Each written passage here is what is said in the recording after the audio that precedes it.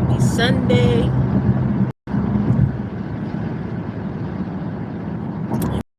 Happy Sunday. Making up an old lady song. Everybody don't think I'm a grandmama. Good evening in the land of YouTube. I know what time it is. If you're here, you know I am headed to work. Say what's new, me? I'm feeling like, dang, ain't nothing ever new. Oh, but the new is coming in the new year. Yes, sir. I'm ready. I wasn't even going to come live while I went to work, but I decided to pop on for a second and just talk. You know, most of the time I'm just sharing my heart and mind. What's on my mind, what's on my heart, and go from there. Today is the 3-year anniversary of my mom's passing, so that's been kind of weird for me today. I don't feel sad, I don't feel happy, you know, I'm just here. And that's the thing about grief, you know, it's never ending in a sense. You know, you learn to deal with it, you learn ways to cope with it, but a grieving process, I feel, is never over. We just get better at grieving loss of loved ones.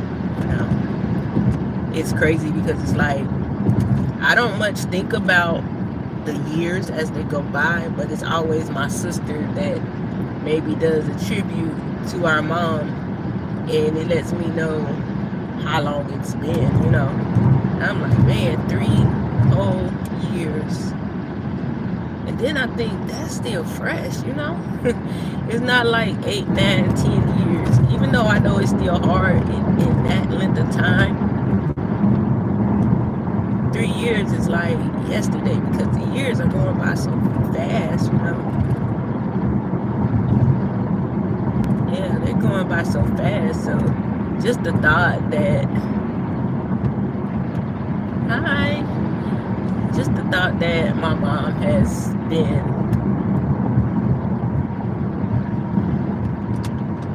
I can't shout you out because I can't really read your name right now, but shout out to you.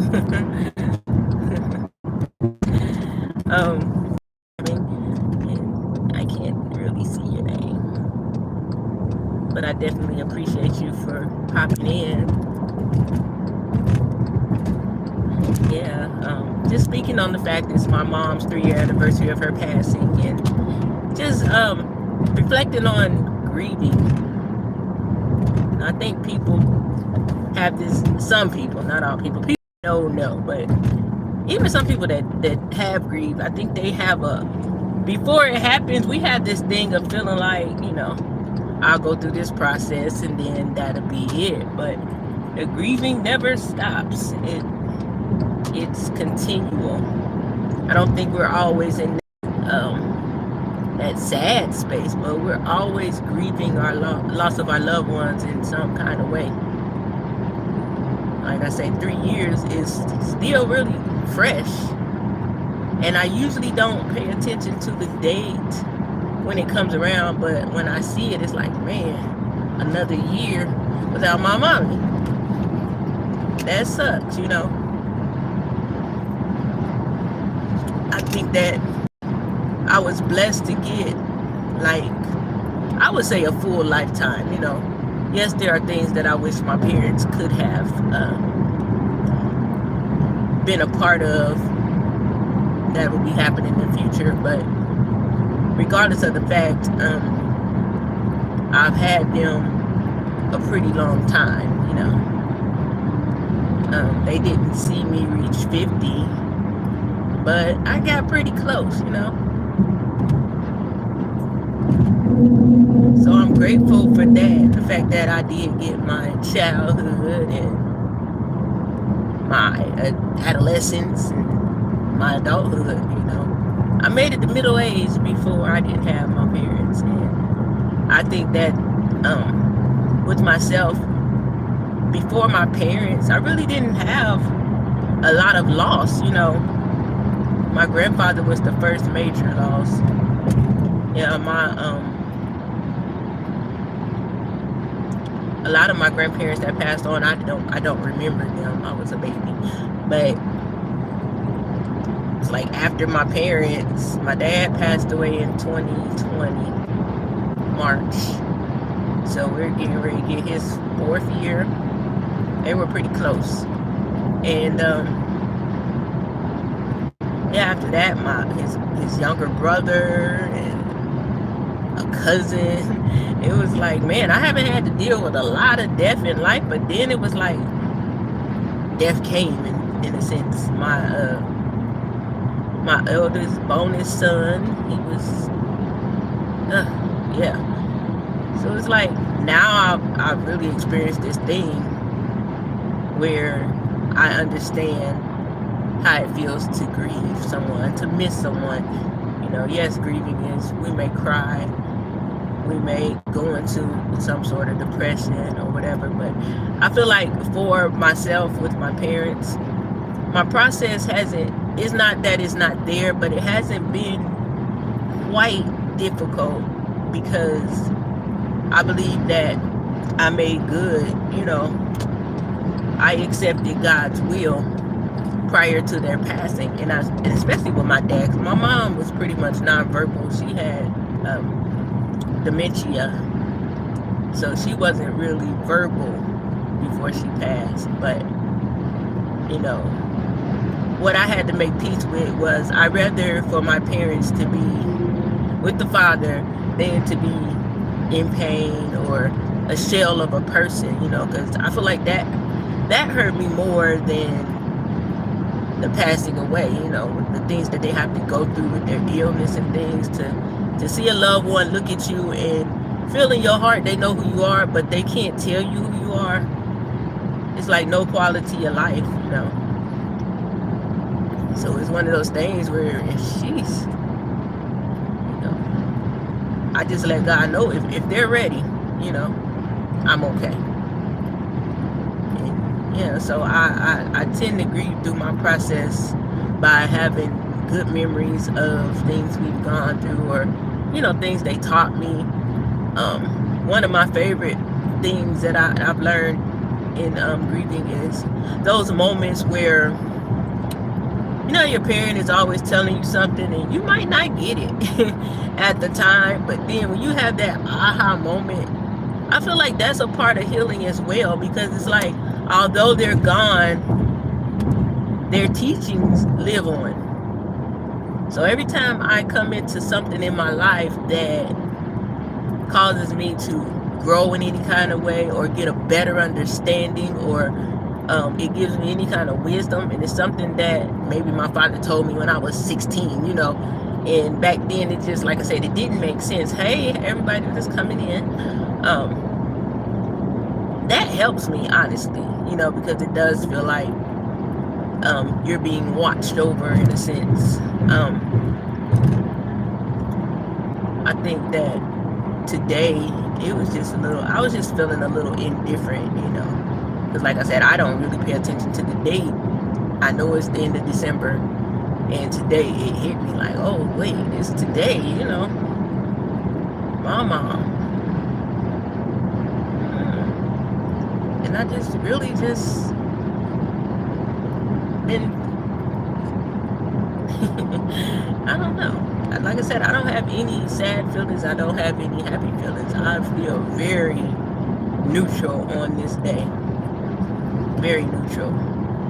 I know I don't want to go to work, but I gotta go.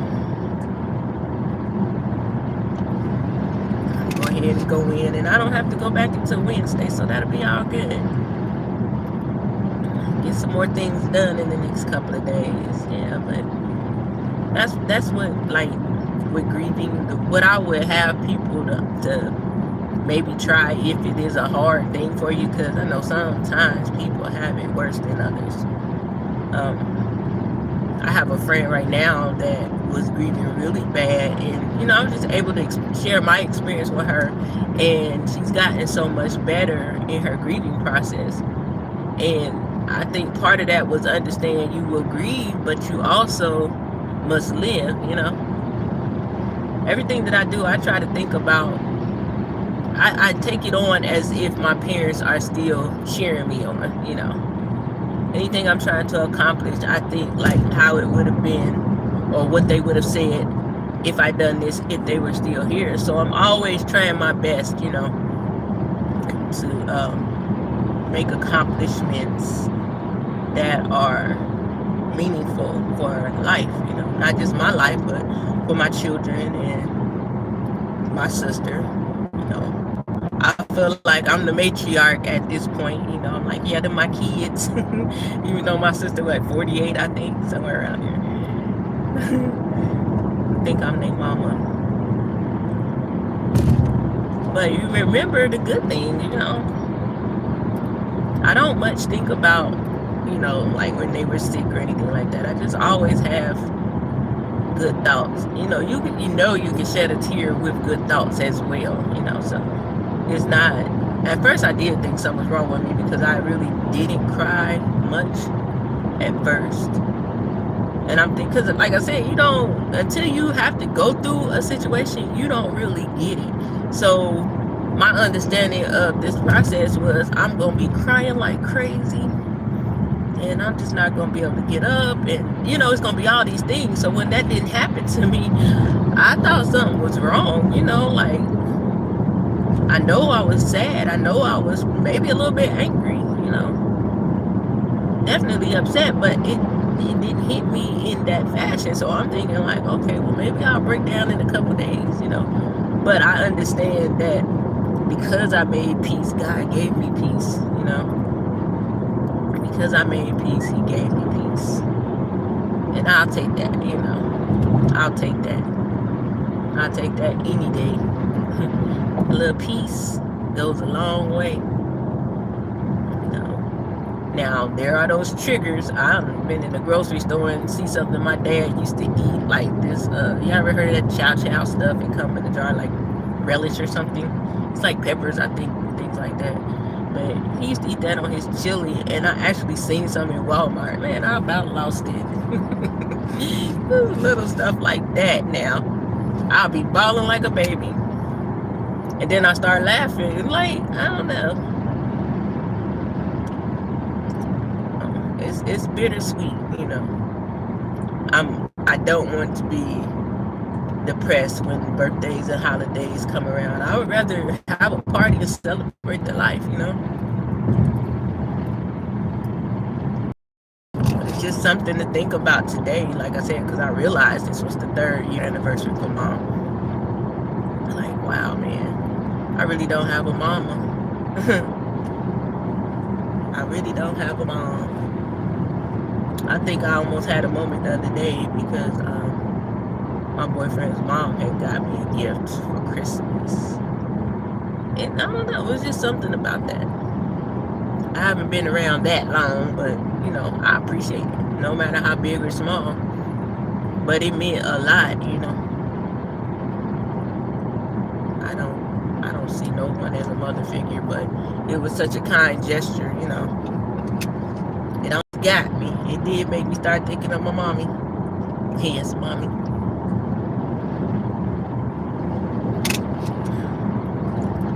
Life is a journey, and when we come to the end of our journey, we get to go see the Lord. So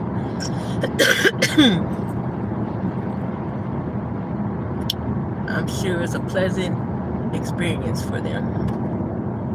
I'm sure. They ain't got to worry about voting for the president. They ain't got to worry about gas prices. They ain't got to worry about rent going up. Hey, Miss Chicago.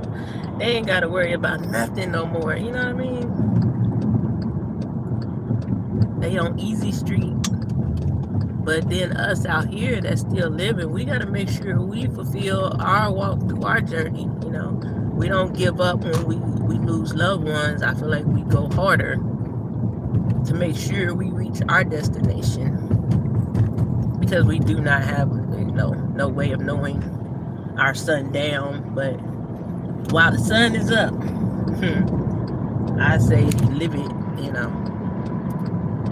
do the things that you are called to do the things you would love to do the things you thought about doing, live your life.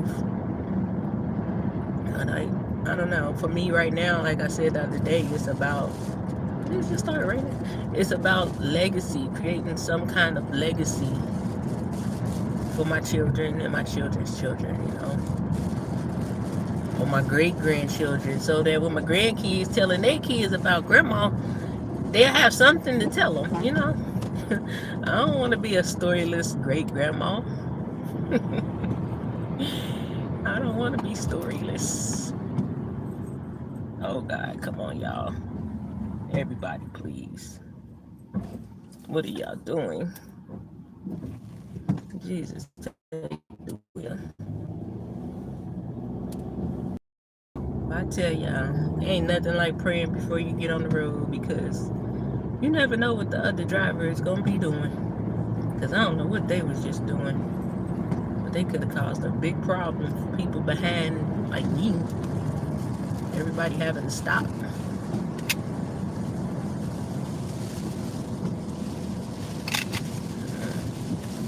But I feel it's going to be a good work night. I'm not going to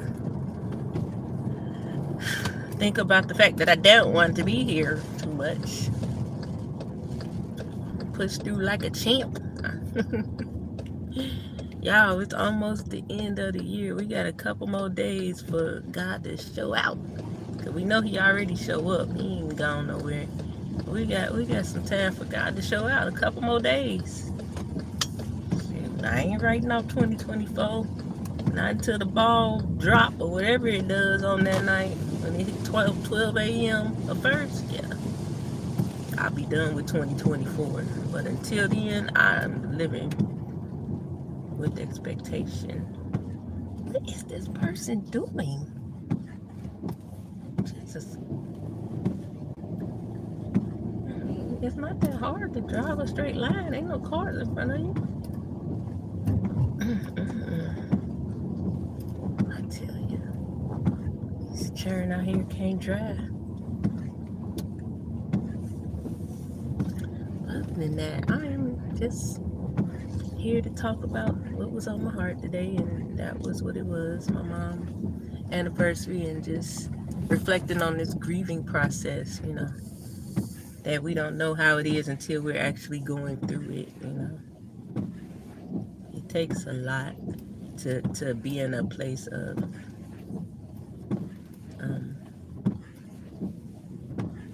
acceptance, I guess. Yeah. Dimitrik, thank you. Thank you. I appreciate that. You subbed up, that means, huh? Yeah, you have to be in a place. I think when we're in a place of acceptance, then our grieving process isn't so bad, It's a little bit easier than we, I don't know. Yeah, it's a little bit easier when you accept things, And that's the biggest thing that I can say that I learned from my parents being sick, going through that whole process of them basically deteriorating. I came into that space of acceptance way before their passing, if that makes sense. And I think that what I realized with my daddy is that I grieved while he was still here. You know what I mean? I think I cried more when my dad was here and sick than I did after he was gone. Yeah. And that's the best way I can explain maybe why I didn't, have the emotions that I thought I was, because I feel like I grieved through the process with him. He would say, I don't want to die, but God's will be done. He taught me that. God's will be done, which meant he was okay, wasn't necessarily ready, but if that was God's will, he was ready. I think he helped me out a lot with my mom. They have been together. I think I turned 49. The anniversary after my dad passed. That would have been like the 50 year. Yeah. He died right before their 50th anniversary. And what I did know is by them being together that long, that although my mom had, her mental had deteriorated, I knew that she wouldn't be here much longer. You know how what they call it? Think of it. But it's something like like when they're in love that they have, and then when that person dies, the broken heart. Yeah, the broken heart died of a broken heart. I think that patients with dementia, the best way they can explain it is they don't remember anything. But I think they remember everything. They just can't articulate it. And I think they feel everything. They can't articulate it. So I would think that my mom had a little bit of that. Although he wasn't there and probably wasn't going to see her a lot. I think you can feel that person, you know what I'm saying? So I always knew it wouldn't be too much longer after my dad had passed that she would pass. I mean, 50 years is a long time to be with a brother. Hey, Dante. That's a long time to be with someone. And just that one. Oh, Galaxy Gravy. So I'm appreciative of that. I had at least almost 50 years with them. And I'm counted 50 because my mama was pregnant when she got married. So I was with them before they came together. Peanut butter and jelly, that was them. I wish you could have seen when my mom, I don't know if they put a video up of that or not, but when they brought my mother from the nursing home to see my dad, and she they rode her in, and she just started crying. And my dad was like, now I'm complete. I done seen the woman of my life, something like that. I was like, dang. I'm like, but I ain't came yet, Daddy. But you gotta wait for me. He was ready after he seen my mama, but that ain't true. Cause as soon as I walked in that hospice, man, do you know I went through hell and high water to get to Dayton. Flight got delayed, then it wasn't delayed. I missed the flight. I was on standby anyway, man. My sister kept calling me, talking about, hurry up. Y'all, see, this is why my grieving process is not very bad, because I have things that always make me smile through the process, always. I think the last thing my dad said verbally was, I was waiting on you. And the next 3 days I was there, he didn't really speak. No. But he knew I was there, I know that our parents know us like the back of their hand. I know that he was in hospice and he probably was ready to go, but he stayed for a week. That lady was saying his vitals went up. They were going down. They didn't think he was gonna make it through that night. And his vitals went up to a certain amount when I came there, and they didn't go down again. They say the exact same for 7 days. 7 whole days. So I have things like that to think about, I think about when I asked my dad, like, is there anything you want me to know? And he was like, no, just pray for my soul. And we did the prayer of salvation. And during my grieving process, I had the thought, like, man, if he asked for me to pray for his soul, what if he wasn't necessarily saved? I know he believed in Jesus, but, so it's an honor to have gone through that prayer with him and know that he's good, 5 years prior to that, I probably wouldn't have prayed with him. So I'm thankful for even my journey to have me in that space of maturity. Hey, Red Rose. Yeah. It's a lot. It's a lot. But I'm glad that I had the time that I had with him. I am. It's all good. I'ma always miss him. I'ma sometimes cry. But I try my hardest that even in my tears, I try not to get sad, because I had a long life with him. There's no sadness in that. There's no sadness with that. Do I have any regrets? No. There's one thing that I wish that I done. Like I used to always tell my dad, like, you can't die. We got to dance at my wedding, and I ain't got a boyfriend yet. So with him, I did dance with him at hospice. He was in his bed, and I made sure we danced. But I used to always say I was gonna try on wedding dresses with my mom, either on video or take her to the store, and I never did it. COVID happened. Well, that thing happened. It started with a C. Strike that. No, I'm just kidding. I gotta remember stuff like that. I really do. But other than that, I think they did a pretty good job. I can do it from here. I can do it from here. I really can. We got Google now. No, I'm just kidding. But you know what? I appreciate you guys for pulling up with me for these last few minutes before I go to work. I do have to go in now and punch this clock. If y'all have not, please. Hey, DL. Hi. Y'all, please go follow my other page. It's Meek Did That 757. At Meek Did That, MEEKDIDTHAT 757. That's my hair page. I'm trying to get to 50 subscribers there so I can start going live, because in the next couple of weeks is when I need to be able to go live, because I'm going to start that journey here in Virginia with my hair business. So I really want to be able to document it from that first day. So remember that Meek Did That 757.